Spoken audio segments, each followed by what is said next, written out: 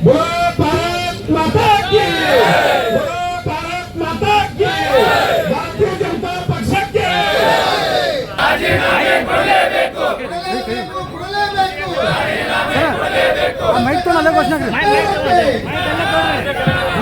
ಭ್ರಷ್ಟ ಮಂತ್ರಿಗಳಿಗೆ, ಭ್ರಷ್ಟ ಮಂತ್ರಿಗಳಿಗೆ,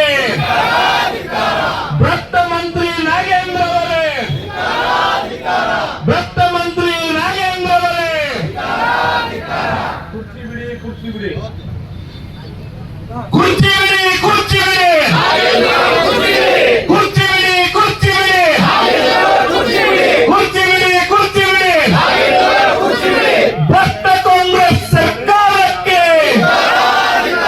ರೈತ ವಿರೋಧಿ ಕಾಂಗ್ರೆಸ್ ಸರ್ಕಾರಕ್ಕೆ, ಜನ ವಿರೋಧಿ ಕಾಂಗ್ರೆಸ್ ಸರ್ಕಾರಕ್ಕೆ ಕುರ್ಚಿ ಬಿಡಿ, ಕುರ್ಚಿ ಬಿಡಿ, ಕುರ್ಚಿ ಬಿಡಿ, ಕುರ್ಚಿ ಬಿಡಿ, minister, corrupt minister, corrupt minister, corrupt minister, corrupt minister, corrupt minister, ದಲಿತ ವಿರೋಧಿ ಕಾಂಗ್ರೆಸ್ ಸರ್ಕಾರಕ್ಕೆ.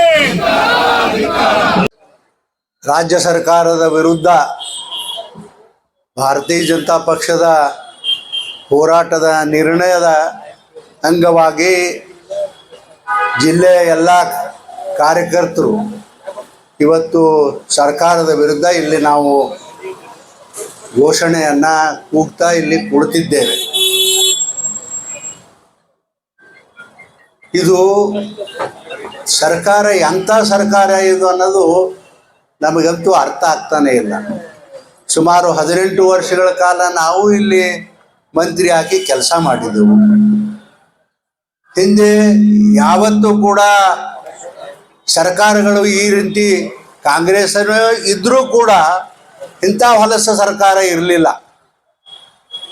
ಇವತ್ತು ನೋಡ್ರಿ ಯಾವ ನ್ಯಾಯ ಹೇಳಿ, ಸಿದ್ದರಾಮಣ್ಣವರು ಮುಖ್ಯಮಂತ್ರಿ ಇದ್ದಾಗ ಈ ನಾಗೇಂದ್ರಪ್ಪನವರು ಮಾಡಿದ್ದು ನಿಜ ಅಂತೇಳಿ 185 ಕೋಟಿ ರೂಪಾಯಿ ಮಾಡಿರ್ತಕ್ಕಂಥ ಅವ್ಯವಹಾರ ನಿಜ ಅಂತೇಳಿ ಹೇಳಿ ಪುನಃ ಇವತ್ತು ಆ ಸರ್ಕಾರದಲ್ಲಿ ಮಂತ್ರಿ ಪದವನ್ನು ಕೊಡ್ತಕ್ಕಂಥ ಕೆಲಸವನ್ನು, ನಾಚಿಕೆಗೇಡಿ ಕೆಲಸವನ್ನು ಈ ಸರ್ಕಾರದಲ್ಲಿ ಆಗ್ಯದಪ್ಪ. ಇದಕ್ಕೆ ಯಾರು ಕೇಳೋರಿಲ್ಲ, ಇದಕ್ಕೆ ಯಾರು ಹೇಳೋರಿಲ್ಲ. ಇವತ್ತು ರಾಜ್ಯ ತುಂಬ ಬರಗಾಲ ಬಿದ್ದದ, ಜನ ಕುಡಿಲಕ್ಕೆ ನೀರಿಲ್ಲ ಅಂತಾರ, ದನಗಳಿಗೆ ಮೇವಿಲ್ಲ ಅಂತಾರ, ಜನಗಳಿಗೆ ಕೆಲಸ ಇಲ್ಲ ಅಂತಾರ. ಅಂಥದ್ದೆಲ್ಲ ಬಿಟ್ಟು ಈಗ ನೋಡ್ರಿ ಕಾಂಗ್ರೆಸ್ನವ್ರು ಏನು ಹೇಳ್ತಾರ, ಮುಂಜಾನೆ ಹೇಳೋಣ ಮುಸಲ್ಮಾನರು, ಮಧ್ಯಾಹ್ನ ಬ್ಯಾಕ್ವರ್ಡ್ ಕ್ಲಾಸ್, ಸಂಜಾಗನ ದಲಿತರು, ಬರೀ ಇದನ್ನ ಹೇಳ್ಕೊತಾ ಇರ್ತಾರ. ಮುಸಲ್ರು, ದಲಿತರು, ಹರಿಜನರು ರೇ, ನಿನಗೆ ಅವರೇ ಬೇಕಾಗಿತ್ತು. ಅವ್ರ ರೊಕ್ಕನೇ ಲೂಟಿ ಮಾಡ್ಲಕ್ಕೆ ನಿಮ್ಗೆ ಈ ಸರ್ಕಾರದಾಗ ಬೇರೆ ಯಾರೂ ಸಿಗಲಿಲ್ಲ. ನಿಮ್ಗೆ SC ST ಲೂಟಿ ಮಾಡಿದ್ರಿ, ದಲಿತರು 42,000 ಕೋಟಿ ಲೂಟಿ ಮಾಡಿದ್ರಿ. ಇವತ್ತು ನನ್ನ ಆಫೀಸ್ ಮುಂದೆ ಒಬ್ಬ MP ಆಗಿ ಪ್ರತಿ ವರ್ಷನೂ ನನಗೂ 5 ಕೋಟಿ ರೊಕ್ಕ ಕೊಡ್ತಿದ್ರಪ್ಪ. ನಾವು ಯಾರ್ಯಾರು ಪಾಪ ಅತ್ಯಂತ ಬಡವರು ಇರ್ತಾರ ಅವ್ರಿಗೆ ಬೋರ್ವೆಲ್ಲು ಏನೇನೋ ಕೆಲಸಗಳನ್ನು ನಾವು ಮಾಡ್ತಿದ್ದೆವು. ಈಗ ನನ್ನ ಆಫೀಸ್ ಮುಂದೆ ದಿನ ಅವರೇ ಇರ್ತಾರೆ ಜನ. ನಮ್ಗೆ ಇದು ರೊಕ್ಕ ಕೊಡಿಸ್ರಿ, ರೊಕ್ಕ ಕೊಡಿಸ್ರಿ, ಎಲ್ಲಿಂದ ಕೊಡಿಸೋದು ರೊಕ್ಕ? ನೋಡ್ರಿ ಅಂತ ಅನ್ಯಾಯದ ಕೆಲಸ ಇದು. ಹೆಸರೇರಿ ಹೇಳೋದು ಇವ್ರದ್ದು ಹೇಳ್ತಾರ, ಲೂಟಿ ಹೊಡೆಯೋದ ಅವ್ರದೇ ಲೂಟಿ ಹೊಡಿತಾರ. ಮತ್ತು ಬೇರೆದವ್ರು ರೊಕ್ಕ ಇದ್ದಿದ್ದಿಲ್ಲ, ಹೆಂಗಿದು ನೋಡ್ರಿ ಎಂಥ ನ್ಯಾಯ. ಅದಕ್ಕಾಗಿ ನೋಡ್ರಿ ನಾಗೇಂದ್ರಪ್ಪ ಅವ್ರನ್ನ ಪುನಃ ಮಂತ್ರಿಮಂಡಲ ಅಂತ ತಗೊಂಡ್ರು. ತಾವೇ ಹೇಳಿದ್ರು ಇಲ್ಲ ಇವ ಕರಪ್ಷನ್ ಮಾಡೋದಂತೂ ನಿಜ ಅದ ಅಂತ ಹೇಳಿದ್ರಿ. ಮತ್ತು ಅವನ ಮಂತ್ರಿ ಮಾಡ್ತೀರಿ, ಯಾವ ನ್ಯಾಯ ಇರಬೇಕು ನಿಜವಾಗಿ? ಎಲ್ಲಿವರೆಗೂ ಅವನ ನಾಗೇಂದ್ರಪ್ಪ ಬಿಟ್ಟು ಹೋಗೋದಿಲ್ಲ ಈ ಸರ್ಕಾರದಾಗ ರಾಜೀನಾಮೆ ಕೊಟ್ಟು, ಅಲ್ಲಿವರೆಗೂ BJP ಯಾವ ಕಾರಣಕ್ಕೂ ಸಹಿಸೋದಿಲ್ಲ ಅಂತಕ್ಕಂಥ ಮಾತ ಭಾಳ ನಾನು ನೇರವಾಗಿ ಹೇಳಬೇಕಾಗ್ತದೆ ಸರ್ಕಾರಕ್ಕೆ ಅಂತಕ್ಕಂಥ ಮಾತವನ್ನು ಈ ಸಂದರ್ಭದಲ್ಲಿ ಹೇಳಿ, ಇದೆಲ್ಲ ನಾಟಕ ಬಿಡ್ರಿ, ಅದೆಲ್ಲ ಇದು ಬಿಟ್ಟು ಬಿಡ್ರಿ. ನೀವು ಭಾಳ ಏನು ತಿಳ್ಕೊಂಡಿರಿ, ಮುಸಲ್ಮಾನರು, ದಲಿತರು, ಹಿಂದುಳಿದವರು ಏನು ನಾವು ಗುತ್ತಿಗೆ ಹಿಡಿದಿರಿ ನೀವು? ಗುತ್ತಿಗೆ ಹಿಡಿದಿರಪ್ಪ, ಅವ್ರದೇ ತಿಂದು ಹೇರ್ಲಕತ್ತಿರಲ್ಲ ಸರ್ಕಾರದಾಗ. ಮತ್ತೆ ಗುತ್ತಿಗೆಯರು ಹಿಡಿದ್ರೆ ಪಕ್ಕ ಅವ್ರಿಗೆ ಚೊಲೋದರೆ ಮಾಡ್ರಿ, ಇಲ್ಲ ಅಂತಂದ್ರೆ ಬರೀ ಅವ್ರದೇನ ರೊಕ್ಕ. SC ST ತಿಂದ್ರಿ, ಮುಸಲ್ಮಾನರು ತಿಂದ್ರಿ, ಹರಿಜನರದು ತಿಂದ್ರಿ, ಏನೇನು ಮಾಡಿದ್ರು, ವಾಲ್ಮೀಕಿದು ತಿಂದ್ರಿ. ಅವ ನೋಡ್ರಿ ವಾಲ್ಮೀಕಿದು 185 ಕೋಟಿ ಒಯ್ದ ಇಲೆಕ್ಷನ್ಗೆ ಹಾಕ್ಯಾರ್ರಿ, ಅಕೌಂಟಿಗೆ ಹಾಕ್ಯಾರ. ಅಕೌಂಟ್ನಾಗ ಬ್ಯಾಂಕ್ನಿಂದ ರೊಕ್ಕ ಕೊಟ್ಟಾರ್ರಿ. ಯಾವ ನ್ಯಾಯ ಇದು? ಇಂಥದ್ದು ಯಾವ ಹಿಂದೆ ಸರ್ಕಾರದಾಗ ಮಾಡಿದ್ರೆ ಇದು ಇಷ್ಟು ನಾಚಿಗೇಡಿ ಸರ್ಕಾರ ಆಯ್ತು. ಅದಕ್ಕಾಗಿ ತಕ್ಷಣ ಆ ನಾಗೇಂದ್ರಪ್ಪ ಮೊದಲು ಮನೆಗೆ ಹೋಗ್ಬೇಕು. ಮನೆಗೆ ಹೋಗುತ್ತಾನ ನಾವು ಯಾರು ಬಿಡೋದಿಲ್ಲ ಭಾರತೀಯ ಜನತಾ ಪಕ್ಷದವರು ಅಂತಕ್ಕಂಥ ಮಾತವನ್ನು ಈ ಸಂದರ್ಭದಲ್ಲಿ ಬಹಳ ಸ್ಪಷ್ಟವಾಗಿ ಹೇಳಿ, ಮಾರಾಯಿಗೋಳ ಮಾಡೋದಿದ್ರೆ ಚಂದಾಗಿ ಕೆಲಸ ಮಾಡ್ರಿ, ಮಂತ್ರಿಕೆ ಮಾಡ್ರಿ.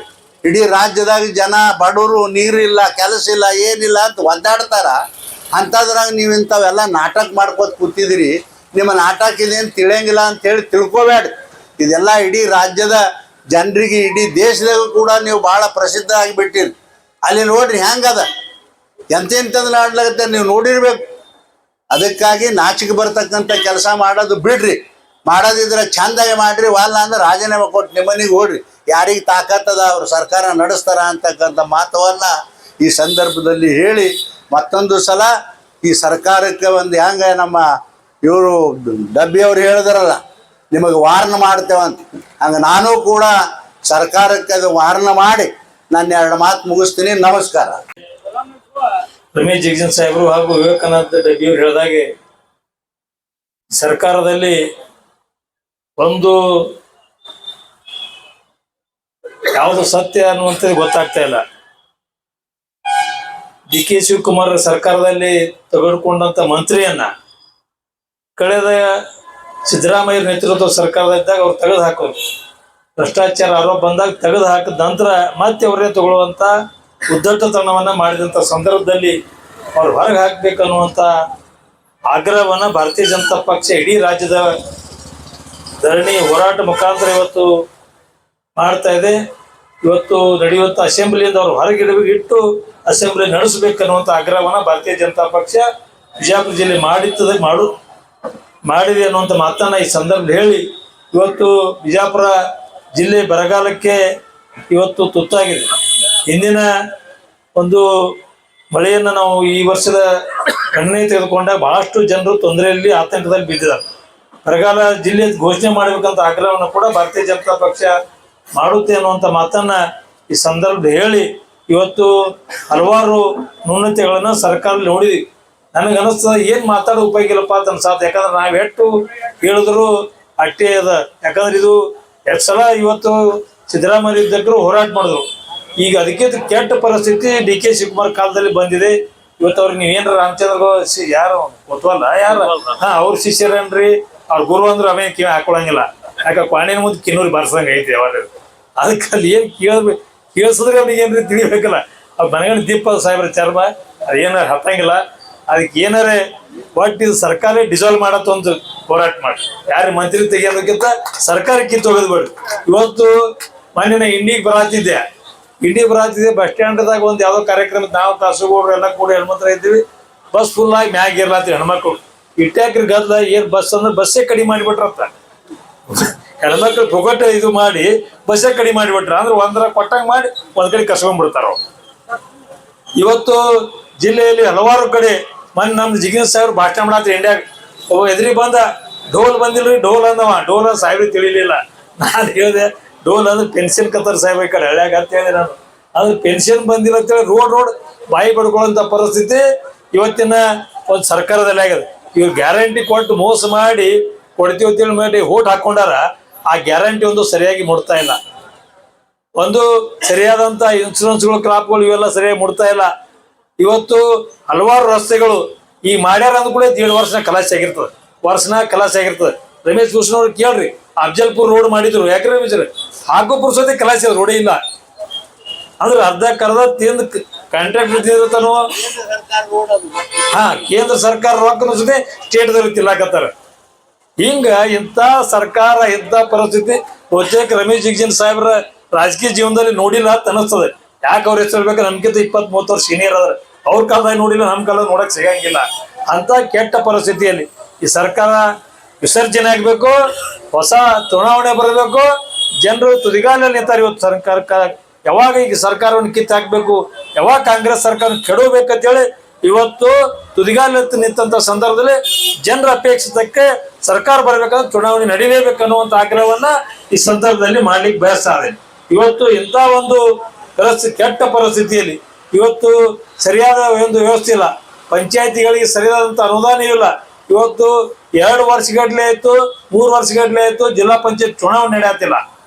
ಚುನಾವಣೆ ನೆನಪಾರ್ದು ಇನ್ನೊಂದು ಸ್ವಲ್ಪ ದಿನದಾಗ ಜಿಲ್ಲಾ ಪಂಚಾಯತ್ ಮೆಂಬರ್ ಇದ್ರು ಅಂತೇಳಿ ಸ್ವಲ್ಪ ತಿಳಿಸಿ ಹೇಳ್ಬೇಕಾದ ಹೊಸ ರಾಜಕಾರಣಿಗಳಿಗೆ. ಅಂತ ಪರಿಸ್ಥಿತಿ ಬಂದೆ 2-3 ವರ್ಷಗಟ್ಲೆ, 3 ವರ್ಷ 4 ವರ್ಷ ಐತ್ರಿ, 5 ವರ್ಷ ಐತಿ ಅವಧಿ ಮುಗು. ನಮ್ಗೆ ನೆನಪಾರ್ಲಾತದ 5 ವರ್ಷ ಆಯ್ತು. ಇನ್ನೂ ತನ ಇವರು ಪ್ರತಿಯೊಂದು ಸಲ ಕೋರ್ಟಿಗೆ ಹೋಗೋದು, ನಾ ಡಿಮಿಟೇಷನ್ ಮಾಡ್ತಿದ್ವಿ, ಹೊಳೆ ಪೇಪರ್ ಒಯ್ದು ಕೊಡೋದು.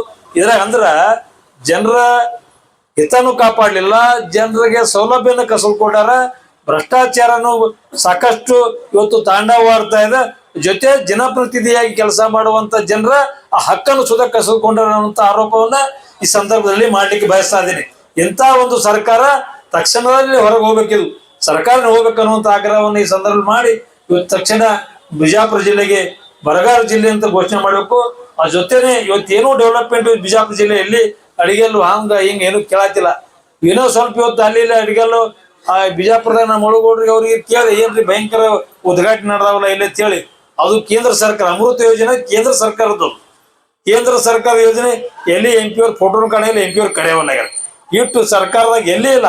ಆ ಜಲಜೀವನ್ ಮಿಷನ್ ಅದು ಕೇಂದ್ರ ಸರ್ಕಾರ ಯೋಜನೆ, MLA ಎಲ್ಲಿ ಮತಕ್ಷೇತ್ರ ಕರೆಯಂಗಿಲ್ಲ. ಬಿಜಾಪುರ ಸಿಟಿ ಹಿಡ್ಕೊಂಡು ಎಲ್ಲಿ ಕೂಡ ಕೇಂದ್ರ ಸರ್ಕಾರದ ಅನುದಾನಕ್ಕೆ MP ಅವ್ರಿಗೆ ಒಂದು ಮಾತು ಕೇಳಿ ಉದ್ಘಾಟನೆ ಮಾಡಬೇಕು. ಅವರು ಕೇಂದ್ರ ಅನುದಾನ ಸಹಯೋಗ ಅನ್ನುವಂಥದ್ದು ಕೂಡ ಸೌಜನ್ಯ ಕೂಡ ಸರ್ಕಾರದ ಪ್ರತಿನಿಧಿಗಳಿಗೆ MLAಗಳಿಗೆ ಯಾರಿಗೂ ಕೂಡ ಇಲ್ಲ.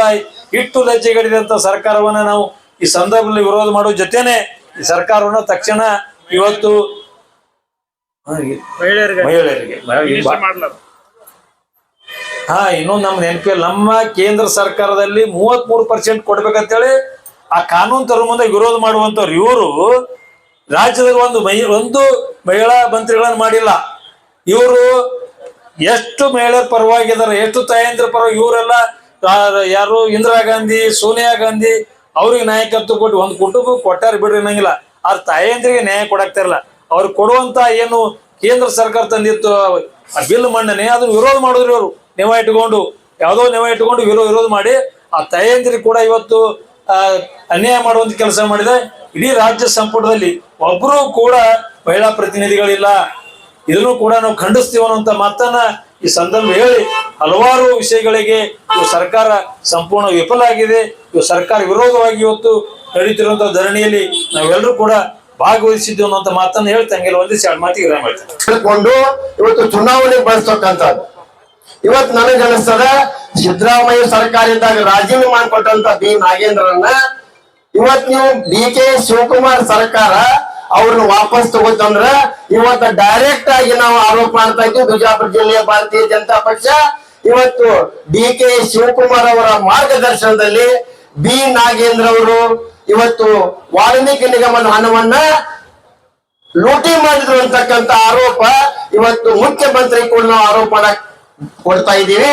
ಆದ್ರಿಂದ ಹೇಳ್ತಾ ಇದ್ದೀವಿ, ಈಗ ನಮ್ಮ ಮಾಜಿ ಶಾಸಕರಾದಂತ ಮಂತ್ರಿಗಳಾದಂತ ಅಪ್ಪಣ್ಣ ಹೇಳಿದಂಗ ಇವತ್ತು ಸರ್ಕಾರ ವಜಾ ಮಾಡ್ಬೇಕಂತಕ್ಕಂತ ಏನ್ ಆರೋಪ ಅದ, ಇವತ್ತು ನಿಜವಾಗಿ ಕೂಡ ಮುಖ್ಯಮಂತ್ರಿ ಜವಾಬ್ದಾರಿಯನ್ನು ಹೊತ್ತು ಇವತ್ತು ನೀವೇ ರಾಜೀನಾಮೆ ಕೊಡ್ಬೇಕಾಗೈತೆ ಅಂತಕ್ಕಂಥ ಒತ್ತಡವನ್ನು ಹೇಳಕ್ಕೆ ಇಷ್ಟಪಡ್ತೇನೆ. ನೀವು ಎಲ್ಲಿವರೆಗೆ ಬಿ ನಾಗೇಂದ್ರ ರಾಜೀನಾಮೆ ತೆಗೆದುಕೊಳ್ಳುವುದಿಲ್ಲವೋ ಅವಾಗ ನಿಮ್ಮ ರಾಜೀನಾಮೆ ಕೂಡ ನಮಗೆ ಕೊಡಿಸ್ಬೇಕಂತಕ್ಕಂಥ ಅನಿವಾರ್ಯ ಬರ್ತೈತೆ ಅಂತಕ್ಕಂಥ ಎಚ್ಚರಿಕೆಯನ್ನು ಹೇಳ್ತೇನೆ. ಇವತ್ತು ಆ ನಿಗಮದ ಹಣವನ್ನು ಲೂಟಿ ಮಾಡಿದಂತ ಬಿ ನಾಗೇಂದ್ರ ಅವರ ಹಣವನ್ನು ಲೂಟಿ ಮಾಡಿದ್ರ ನಿಮ್ ಉದ್ದೇಶ ಏನದ ಅಂದ್ರೆ ಏನ್ ಮಂತ್ರಿ ಮಂಡಲ ರಚನೆ ಮಾಡಿರಿ, ಎಲ್ಲ ಮಂತ್ರಿಗಳು ಲೂಟಿ ಮಾಡ್ರಿ ಅಂತಕ್ಕಂಥ ಸಂದೇಶವನ್ನು ಕೊಡೋಗೋಸ್ಕರ ನೀವು ಲೂಟಿ ಮಾಡಿ ನನಗಷ್ಟು ನಿಂಬಾಚಕೈತೆ ಅಂತಕ್ಕಂಥ ಏನ ಉದ್ದೇಶ ಐತೆ ಅಂತಕ್ಕಂಥ ಮಾತನ್ನ ಇವತ್ತು ಮುಖ್ಯಮಂತ್ರಿ ಅವ್ರಿಗೆ ಹೇಳ್ಬೇಕಾಕೈತಿ. ಮುಖ್ಯಮಂತ್ರಿಯವರು ಇವತ್ತ ಅವ್ರ ಮಾತು ಹೆಂಗ್ ಮಾತಾಡ್ತಾರಂದ್ರ ನನಗ್ ಅನ್ಸಾಕತೈತಿ ಇವತ್ತಿವ್ರೇನ ಮುಖ್ಯಮಂತ್ರಿನು ಏನ ಮುಖ್ಯಮಂತ್ರಿ ಚಂದ್ರು ಇದ್ರಲ್ಲ, ಅವ್ರ ಚಂದ್ರ ಅವ್ರ ಮುಖ್ಯಮಂತ್ರಿ ಇರ್ಲಿಲ್ಲ, ಅದೆಲ್ಲಾರು ಅವ್ರ ಮುಖ್ಯಮಂತ್ರಿ ಹಚ್ಚಿದ್ರು. ನನಗ ಅನ್ಸಾಕತೈತಿ ಈ ಡಿ ಕೆ ಶಿವಕುಮಾರ್ ಮುಖ್ಯಮಂತ್ರಿ ಅನ್ಸಾಕತ್ತಿಲ್ಲ. ಯಾಕಂದ್ರ ಇವರ ಪ್ರತಿಯೊಂದು ಹೇಳಿಕೆಗಳು ಹೆಂಗ ಅದಾವಂದ್ರ ಒಂದು ನಾಟಕ ಕಂಪನಿ ಒಳಗೆ ನಾಟಕ ನೋಡ್ತಿರ್ತೀವಿ ನಾವು. ಹಂಗ ನೀವು ನಾಟಕದಾಗ ಮುಖ್ಯಮಂತ್ರಿ ಪಾತ್ರ ಮಾಡಿದಾಗ ಮಾತ್ರ ಬರ್ತಾವ ಮಾತುಗಳೇ ನಾಟಕದ ಮಾತುಗಳು. ಕೃತಿಯಲ್ಲಿ ತಮ್ಮ ಕೆಲಸ ಹೆಂಗದಾವಂದ್ರ ರಾಜ್ಯದ ಜನರ ಕುತ್ತಿಗೆ ಮೇಲೆ ಕಾಲಿಟ್ಟು ಸರ್ಕಾರ ನಡೆಸ್ತಕ್ಕಂತ ಒಂದು ಎಚ್ಚರಿಕೆಯನ್ನು ಮಾತು ನಡೆಸ್ತಾ ಇದೆ ಅಂತಕ್ಕಂಥ ಆರೋಪವನ್ನು ನಾವು ಮಾಡಬೇಕಾಗೈತಿ. ಇವತ್ತು ಬಿಜಾಪುರ ಜಿಲ್ಲೆ ಕೂಡ ಬರಗಾಲ ಬಿದ್ದೈತಿ, ಬೆಳೆ ಬೆಳೀತಾ ಇಲ್ಲ. ತಾವೆಲ್ಲ ನೋಡಿದಿರಿ, ತಮ್ಮ ಅಧಿಕಾರಿಗಳು ಕೂಡ ಮಾಹಿತಿ ಕೊಟ್ಟಿದ. ಇವತ್ತು ಉಸ್ತುವಾರಿ ಮಂತ್ರಿಗಳು ಕೂಡ ಎಂ ಬಿ ಪಾಟೀಲ್ ಸಾಹೇಬರು ಕೂಡ ಬಿಜಾಪುರ ಜಿಲ್ಲೆಲ್ಲ ತಿರುಗಾಡಿ ರೈತರಿಗೆ ಭೇಟಿ ಮಾಡಿದಾರ, ಸಮೀಕ್ಷೆ ಮಾಡಿದಾರ. ಆದ್ರ ಅವ್ರಿಗೆ ಗೊತ್ತಾಗೈತಿ ಇವತ್ತ ಬಿಜಾಪುರ ಜಿಲ್ಲೆ ಬರಗಾಲದ ತೆಕ್ಕಿ ರೈತರ ಕಷ್ಟದಾಗ ಐತತ್ ನಿಮ್ಗೆಲ್ಲ ಗೊತ್ತಾಗೈತಿ. ಸಾಕಷ್ಟು ತಮ್ಮ ಮಾಧ್ಯಮದವ್ರು ಹೇಳಿದ, ಹೌದು ಬಿಜಾಪುರ ಜಿಲ್ಲೆ ಮಳೆ ಆಗಿಲ್ಲ, ಬೆಳೆ ಬಂದಿಲ್ಲ, ರೈತರ ಹಾನಿ ಎಂ ಬಿ ಪಾಟೀಲ್ ಹೇಳಿದ. ಅಂದ್ರೆ ಯಾವಾಗ ನೀವು ಜವಾಬ್ದಾರಿ ಹೊತ್ತಂತ ಉಸ್ತುವಾರಿ ಮಂತ್ರಿ ಅಂತ ಎಂ ಬಿ ಪಾಟೀಲ್ ಹೇಳ್ತಾನೆ ನಾನು, ಎಂ ಬಿ ಪಾಟೀಲ್ ರೇ ನೀವು ಇವತ್ತು ಜವಾಬ್ದಾರಿ ಹೊತ್ತಂತ ಉಸ್ತುವಾರಿ ಮಂತ್ರಿ ಎಂ ಬಿ ಪಾಟೀಲ್ ರೇ ನೀವು ಬಿಜಾಪುರ ಜಿಲ್ಲೆಯನ್ನು ಘೋಷಣೆ ಮಾಡದೆ ಹೋದ್ರ ಇದರ ಆರೋಪವನ್ನ ನಾವು ಬಿಜಾಪುರ ಜಿಲ್ಲೆಯ ಭಾರತೀಯ ಜನತಾ ಪಕ್ಷ ನಾವು ರಾಜ್ಯ ಕೊಡೋದಿಲ್ಲ. ಆರೋಪವನ್ನ ನಿಮ್ಮ ಬಿಜಾಪುರ ಜಿಲ್ಲೆ ಉಸ್ತುವಾರಿ ಮಂತ್ರಿಗಳಿಗೆ ಕಾಂಗ್ರೆಸ್ಸಿನ ಏನು ಮತಕ್ಷೇತ್ರದ ಕೆಲವು ಮತಕ್ಷೇತ್ರ ಮಂತ್ರಿ ಎಂ ಎಲ್ ಎಗಳಿರಿ, ಇದರ ಜವಾಬ್ದಾರಿಯನ್ನು ಹೊರಬೇಕು. ನೀವು ಬಿಜಾಪುರ ಜಿಲ್ಲೆಗೆ ನಿಜವಾಗಿ ಇವತ್ತು ಬಿಜಾಪುರ ಜಿಲ್ಲೆ ಜನರ ಬಗ್ಗೆ ನಿಮ್ಗೆ ಕಳಕಳಿ ಇತ್ತಂದ್ರ ಏನ್ ಬಿಜಾಪುರ ಜಿಲ್ಲೆ ಏನು ಕಾಂಗ್ರೆಸ್ಸಿನ ಶಾಸಕರಾಗಿರಿ, ಏನ್ ಬಿಜಾಪುರ ಜಿಲ್ಲೆ ಉಸ್ತುವಾರಿ ಮಂತ್ರಿಗಳಿರಿ, ನೀವು ಜವಾಬ್ದಾರಿ ಹೊತ್ತು ರಾಜೀನಾಮೆ ಕೊಡಬೇಕು. ಯಾಕಂದ್ರ ನೀವು ಬಿಜಾಪುರ ಜನರ ಮತದಿಂದ ಆರಿಸಿ ಬಂದಿದ್ದೀರಿ. ಬಿಜಾಪುರ ಜನರಿಗೆ ಕಳಕಳಿ ಇತ್ತಂದ್ರ ನೀವು ರಾಜೀನಾಮೆ ಕೊಡ್ಬೇಕು. ಯಾಕಂದ್ರ ಮಾನ್ಯ ಮಂತ್ರಿ ಸಿಗ್ಲಾರ್ದ ರಾಜೀನಾಮೆ ಕೊಡ್ತಿದ್ರಲ್ಲ, ನಿಮಗ್ ವೈಯಕ್ತಿಕವಾಗಿ ಮಂತ್ರಿ ಸ್ಥಾನ ಸಿಗದ ರಾಜೀನಾಮೆ ಕೊಡ್ತೀರಿ. ನೀವು ವೈಯಕ್ತಿಕವಾಗಿ ನಿಮ್ಮ ಮಂತ್ರಿ ಸ್ಥಾನ ಸಿಗದ ರಾಜೀನಾಮೆ ಕೊಡ್ತೀರಿ ಅಂದ್ರ ಇವತ್ತು ರೈತರ ಬದುಕು ನಿಮ್ಗೆ ಕಣ್ಣಿಗೆ ಕಾಣೋದಿಲ್ಲ. ಇವತ್ತು ಬಿಜಾಪುರ ಜಿಲ್ಲೆ ಜನರ ರೈತರ ಕಣ್ಣಿಗೆ ಕಾಣೋದಿಲ್ಲ. ಇವತ್ತು ಇನ್ಶೂರೆನ್ಸ್ ಕೂಡ ಕಂಪನಿಗಳು ಕೂಡ ಇವತ್ತು ನಿಮ್ಮ ರಾಜ್ಯ ಸರ್ಕಾರ ಆಡಳಿತ ತೆಗೆದ್ರು ಕೂಡ ಆ ಇನ್ಶೂರೆನ್ಸ್ ಕಂಪನಿ ರೈತರಿಗೆ ಸರಿಯಾಗಿ ಬರ್ತಾ ಇಲ್ಲ. ಕಳೆದ ಸಲ ಬಿಜಾಪುರ ಜಿಲ್ಲೆ ದ್ರಾಕ್ಷಿ ಬೆಳೆಗಾರ ಏನ್ ಇನ್ಶೂರೆನ್ಸ್ ಕಟ್ಟಿದ್ರು, ಆ ಇನ್ಶೂರೆನ್ಸ್ ಕ್ಲೇಮ್ ಕೂಡ ಮುಗಿದ್ರು ಕೂಡ ಆ ಇನ್ಶೂರೆನ್ಸ್ ಕಂಪನಿ ಕೂಡ ತಯಾರಿದ್ರು ಕೂಡ ಇವತ್ತು ರಾಜ್ಯದಲ್ಲಿ ತೋಟಗಾರಿಕೆ ಇಲಾಖೆ ಅಧಿಕಾರಿಗಳು ಆ ದ್ರಾಕ್ಷಿ ಬೆಳೆಗಾರ ಇನ್ಶೂರೆನ್ಸ್ ಕಂಪನಿ ದುಡ್ಡ ಕೂಡ ಆಗ್ತಾ ಇರಲಿಲ್ಲ. ಕಾರಣ ಇಷ್ಟ, ಇದು ಭಾರತೀಯ ಜನತಾ ಪಕ್ಷದ ಕಾರ್ಯಕ್ರಮ ಅದ, ಇದು ನರೇಂದ್ರ ಮೋದಿ ಅವರ ಕಾರ್ಯಕ್ರಮ ಅದ. ಇದೇನಾರ ದ್ರಾಕ್ಷಿ ಇನ್ಶೂರೆನ್ಸ್ ಬಂದಿದ್ದೆಲ್ಲ ಸರಿಯಾಗಿ ರೈತರಿಗೆ ಕೊಟ್ಟು ಬಿಟ್ಟಿವಂದ್ರ ನಮ್ಮ ಹೆಸರು ಡೌನ್ ಆಕತ್ತೆ ತಿಳಿಸಿಂದ ನಿಮ್ ಕೈಯಾಗ ಆಡಳಿತ ಕೊಟ್ಟು ಅಧಿಕಾರ ಕೊಟ್ಟು ಕೆಲಸ ಹಚ್ಚಿದ್ರ ಆ ನಿಮ್ಮೊಂದು ಸ್ವಾರ್ಥಕ್ಕಾಗಿ ಬಿಜಾಪುರ ಜಿಲ್ಲೆಯ ಆ ದ್ರಾಕ್ಷಿ ಬೆಳೆಗಾರರ ಇನ್ಶೂರೆನ್ಸ್ ಕಂಪ್ನಿ ಹಣ ಕೊಡ್ಲಿಕ್ಕೆ ಕೂಡ ನೀವು 4 ತಿಂಗಳು ಲೇಟ್ ಮಾಡಿದ್ರಿ. ಈ ರೀತಿ ಪ್ರತಿಯೊಂದು ಹಂತದಲ್ಲಿ ಕೂಡ ಇವತ್ತು ಕೃಷಿ ಇಲಾಖೆಯಲ್ಲಿ ತಮಗೆ ಗೊತ್ತದ, ಇವತ್ತು ಸರ್ಕಾರ ಬಂದು 3 ವರ್ಷ ಆಯ್ತು. ಕೃಷಿ ಬಿಜಾಪುರ ಜಿಲ್ಲೆ ಬರಗಾಲ ಪರಿಸ್ಥಿತಿ ಇರ್ತದಂತ ಗೊತ್ತಿದ್ರು ಕೂಡ ಇವತ್ತು ಹನಿ ನೀರಾವರಿ ಇರ್ಬೋದು, ಡ್ರಿಪ್ ಸ್ಪ್ರಿಂಕ್ಲರ್ ಅನ್ನ ಕಳೆದ ನಾವು 30-40 ವರ್ಷ ಧಾರಾಕಾರ ರಕ್ಷಿಸಿದ ರೈತರಿಗೆ. ಆದ್ರೆ ಇವತ್ತು ಯಾವ್ದ್ರ ಒಬ್ಬರಿಗೆ ಸ್ಪ್ರಿಂಕ್ಲರ್ ಸಿಗಂಗಿಲ್ಲ, ಒಂದು ಡ್ರಿಪ್ ಮಾಡ್ಕೊಳಕ್ ಆಗೋದು, ಒಂದು ಟ್ರಾಕ್ಟರ್ ಇಂಪ್ಲಿಮೆಂಟ್ ಸಿಗ್ತಾ ಇಲ್ಲ. ಇವತ್ತು ರೈತರ ಪರಿಸ್ಥಿತಿಯನ್ನ ರೋಡಿಗೆ ತಂದಂತ ಸರ್ಕಾರ ಕಾಂಗ್ರೆಸ್ ಸರ್ಕಾರ. ನೀವೆಲ್ಲಾ ರೈತರ ಮಕ್ಕಳ ಹೇಳ್ಕೊತೀರಿ. ಇವತ್ತು ನೀವು ನಾವು ಎಚ್ಚರ ಮಾಡ್ತೀವಿ. ನಮ್ಮ ಹೋರಾಟ ಎಲ್ಲಿವರೆಗೆ ನಮಗ್ ಮುಖ್ಯವಾಗಿ ಬಿಜಾಪುರ ಜಿಲ್ಲೆ ರೈತ ರಾಜ್ಯ ಇದು ನಮಗ್ ಗೊತ್ತದ. ಬಿಜಾಪುರ ಜಿಲ್ಲೆ ರಾಜ್ಯದಲ್ಲಿನ ಇವತ್ತು ಕೃಷಿ ಪ್ರೊಡಕ್ಷನ್ ದಲ್ಲಿ ಬಿಜಾಪುರ ಜಿಲ್ಲೆ 2ನೇ ಸ್ಥಾನದಾಗದ. ಯಾಕಂದ್ರೆ ಬಿಜಾಪುರ ಜಿಲ್ಲೆ ಗುಡ್ಡುಗಾಡಿನ ಪ್ರದೇಶ ಅಲ್ಲ, ಇಲ್ಲಿ ಬಂಜಾರ ಭೂಮಿ ಇಲ್ಲ. ಇಲ್ಲಿ ಏನ್ರ ಇದ್ದಂದ್ರೆ ಫಲವತ್ತಾದ ಭೂಮಿ ಜಿಲ್ಲೆ ಒಳಗೆ. ಆದ್ರಿಂದ ಬಿಜಾಪುರಕ್ಕೆ ಕೃಷಿ ಹೆಚ್ಚು ಒತ್ತಡ ಕೊಡ್ತಕ್ಕಂತ ಜವಾಬ್ದಾರಿ ಹೊಡಬೇಕು. ಇವತ್ತು ನೀರಾವರಿ ಯೋಜನೆ ಕೂಡ ಇವತ್ತು ವಿಫಲ ಆಗಿದೆ. ಕಳೆದ 3 ವರ್ಷ ಆಯ್ತು ಒಳಗಡೆ ಸಂಕರಿಸಬೇಕಾಗಿ ನಿಮಗೆ. ಇವತ್ತು ಆಲಮಟ್ಟಿ ಆನೆಕಟ್ಟು 3ನೇ ಹಂತ ಮುಗುತ್ತಂದ್ರ ಇವತ್ತು ಸುಮಾರು 3,57,000 ಹೆಕ್ಟರ್ ನೀರಾವರಿ ಆಗ್ತದೆ. ಅಂದ್ರ 8 ಲಕ್ಷ ಎಕರೆ ನೀರಾವರಿ ಆಗ್ತದೆ. ಇಲ್ಲಿವರೆಗೆ ಬಿಜಾಪುರ ನೀರಾವರಿ ಆಗೇ ಇಲ್ಲ. ಯಾರು ಇವತ್ತು ಬಿಜಾಪುರ ಜಿಲ್ಲೆಯಲ್ಲಿ ಕಾಂಗ್ರೆಸ್ ಸರ್ಕಾರ ನೀರಾವರಿ ಮಾಡಿ ನಾವು ಉಸ್ತುವಾರಿ ನೀರಾವರಿ ಮಾಡಿ ತಿಳ್ಕೊತೀರಿ. ಆದ್ರೆ ಬಿಜಾಪುರ ಜಿಲ್ಲೆ ನೀರಾವರಿ ಆಗೇ ಇಲ್ಲ. ಇಲ್ಲಿ ಕಳೆದ 60 ವರ್ಷ ಲೆಕ್ಕ ತಂದ್ರೆ 80,000 ಹೆಕ್ಟರ್ ನೀರಾವರಿ ಐತಿ ಇವತ್ತಿಲ್ಲಿ. ಆದ್ರೆ ಆಲ್ಮಟ್ಟಿ ಏನ್ ಅಣೆಕಟ್ಟಿನ ಒಂದು ಕಾರ್ಯಕ್ರಮ 3ನೇ ಹಂತ ಮುಗೀತಂದ್ರ ಕೃಷ್ಣಾಂಬಿತ ಅಂತ 3ನೇ ಹಂತ ಮುಗೀತಂದ್ರ 3,57,000 ಅಂದ್ರ 8 ಲಕ್ಷ ಎಕರೆ ನೀರಾವರಿ ಆಗ್ತೈತಿ. ಇದು ಮೊದಲದ ಬಿಟ್ಟು ಇದಕ್ಕೆ ನೀವು ಹೆಚ್ಚು ಒತ್ತ ಕೊಡಬೇಕು. ಇವತ್ತು ಸಾಕಷ್ಟು ರೈತರ ಜಮೀನು ಮುಳುಗಡೆ ಆಗ್ಯಾವ, ಹಣ ಕೊಡ್ತಾ ಇಲ್ಲ. ಇವತ್ತು ಅಲ್ಲಿ ಬಿಡದಿಗೆ ಅಲ್ಲಿ 3 ಕೋಟಿ ಕೊಡ್ತೀವಿ ಜಮೀನು ಕೊಡ್ರಿ ಅಂತ ಸರ್ಕಾರ ಇವತ್ತು ಬಿಜಾಪುರ ಜಿಲ್ಲೆ ಜಮೀನು ಏನಾಗಿದೆ? ಇವತ್ತು ರಾಜ್ಯದಲ್ಲಿ ನಾವು 1 ನಂಬರ್ ಇರ್ತಕ್ಕಂತ ಜಿಲ್ಲೆ ವಿಜಯಪುರ ಜಿಲ್ಲೆ ಕೃಷಿ ಪ್ರಧಾನದಲ್ಲಿ ಇಂಥ ಫಲವತ್ತಾದ ಭೂಮಿಗೆ 30 ಲಕ್ಷ ಕೊಡ್ತೀವಿ, 25 ಕೊಡ್ತೀವಿ ಅಂತಕ್ಕಂತ ಹೇಳ್ತಕ್ಕಂತ ಸರ್ಕಾರ ಇವತ್ತು ಬಿಡದಿ ಯಾಕೆ ನೀವು 83 ಕೋಟಿ ಕೊಡ್ತೀರಿ? ಈ ರೀತಿ ಪಾಪ ಮಾಡ್ಯಾರ ನಿಮ್ಗ. ಇದನ್ನ ಯಾರು ಕೇಳ್ಬೇಕು? ನಮ್ಮ ಅಧಿಕಾರದಿಂದ ಕಲಿತ ಕಾಂಗ್ರೆಸ್ ಶಾಸಕರು ಇವತ್ತು ಕಾಂಗ್ರೆಸ್ ಉಸ್ತುವಾರಿ ಮಂತ್ರಿಗಳು ಇದನ್ನ ಕೇಳಿ ಈ ನಮ್ಮ ನಿಮ್ಮ ಅದು ವಿಶೇಷವಾಗಿ ಉಸ್ತುವಾರಿ ಮಂತ್ರಿ ಇರ್ತಕ್ಕಂಥ ಬಹಳಷ್ಟು ಏರಿಯಾ ಮುಳುಗಡೆ ಇರೋದ್ರಿಂದ ನಾವು ಅವ್ರಿಗೆ ಮನವಿ ಮಾಡ್ತೀನಿ, ನೀವು ಬೇಗನೆ ಅದು 30 ಲಕ್ಷ 20 ಲಕ್ಷ ಬಿಡ್ರಿ. ಯಾಕಂದ್ರ ಜಮೀನು ಕಿಮ್ಮತ್ ಬಹಳ ಆಕೈತಾವೆ. ರೈತರ ತೊಳಕೈತಾವೆ 50 ಲಕ್ಷ 60 ಲಕ್ಷ ನಡೆದಾವ್. ಇದನ್ನ 1 ಕೋಟಿವರೆಗೆ ಬಿಜಾಪುರ ಜಿಲ್ಲೆಯ ರೈತರಿಗೆ ಕೊಡಿಸುವ ಮೂಲಕ ಇವತ್ತು ಕಾಂಗ್ರೆಸ್ಸಿನ ಶಾಸಕರು ಕಾಂಗ್ರೆಸ್ಸಿನ ಮಂತ್ರಿಗಳು ಈ ಕೆಲಸ ಬಿಜಾಪುರ ಜಿಲ್ಲೆಗೆ ಅನುಕೂಲ ಮಾಡಿಕೊಡ್ಬೇಕಂತಕ್ಕಂತ ಒಂದು ಮನವಿಯನ್ನು ಮಾಡಿ ನನ್ನ ಮಾತನ್ನು ಮುಗಿಸ್ತಾ ಇದ್ದೀನಿ.